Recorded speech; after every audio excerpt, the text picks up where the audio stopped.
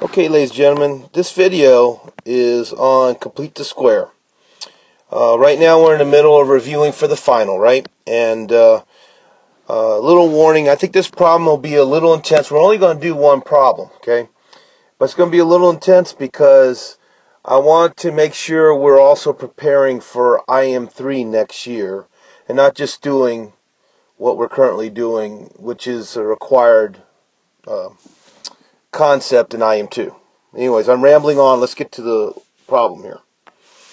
So here on number 5, notice it is not equal to 0, is it? It is not equal to 0. So the first thing we got to understand is to solve it, we're going to make sure it always equals 0, right? But that's when we use the quadratic formula. Okay?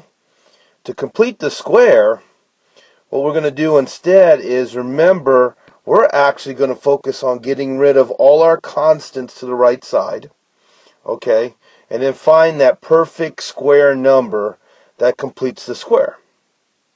So what I'm actually going to do is add 17 to both sides.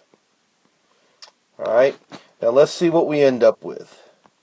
X squared minus 14x. I'm going to leave a little blank right here, okay guys? Notice I left a little blank right there, okay, because we're going to have it equal to, let's see, 17 minus 6 is 11, correct? Okay, so we left a little space right there. That's a plus right there, okay? We left a, oh no, that's a minus 14. Sorry about that, guys. A little under the weather right now. So, anyways. So we're going to complete the square now. I left a little space for that perfect number. So how do we find that perfect number? Well, if we just take negative 14 and we divide it by 2, we get negative 7, correct? And if we square that 7, negative 7, we get a plus 49 here. And we can't just add 49 to the left side because then we change the equation, right? So we're going to add 49 to the other side as well. Okay, so let's see what we have now. Well, the key thing to remember, guys, is what I have over here, follow the purple there, is now a perfect square. If I factored that, in other words, I would get x minus 7 times x minus 7.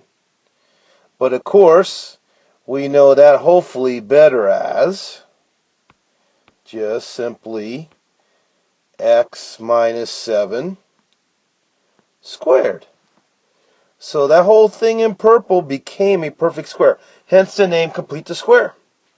Okay, so we know it equals, now notice over here we have 11 plus 49, which is 60. So now that we have a perfect square on the left side equal to a number on the right side, in this case 60, does everybody understand that if I take the square root is going to cancel out that square power right there? Right? They're going to actually kill each other off. They're going to cancel each other out. A square root gets rid of a square power. Now I got to do it, of course, to the other side as well. So what are we left with now? We're left with x minus 7 equal to, and remember when you do square roots, guys, you're going to have a positive but also a negative answer. And again, that's why that plus or minus is in the quadratic formula as well, by the way. Okay, we're almost done, right? So now we're going to add 7 to both sides.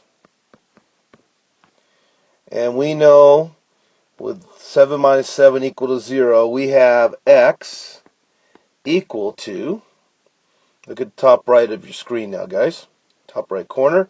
X equals to a 7 plus square root of 60 and 7 minus square root of 60. And normally we would be done. But guys, now that you're about ready to go on IM3, you have to understand, anytime you have radicals, it's just like a fraction. You better make sure it's simplified. So we have some simplifying to do here. So I'm going to take 60 here. And I know 60 is 6 times 10. I know 6 is 2 times 3. I know 10 is 2 times 5. And notice how I have a pair of 2's. Now remember, those are actually square root 2's. And together they make a regular 2.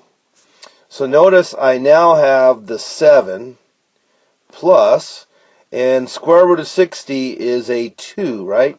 Because again, these two make a 2. And the extra 3 and 5 right there together stay as radical 15.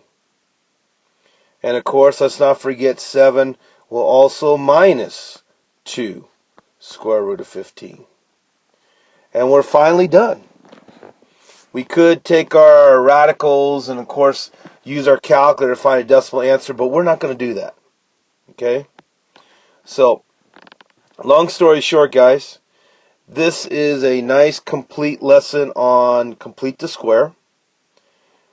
I hope you study it. It's going to be on the final. You better know the process of complete the square.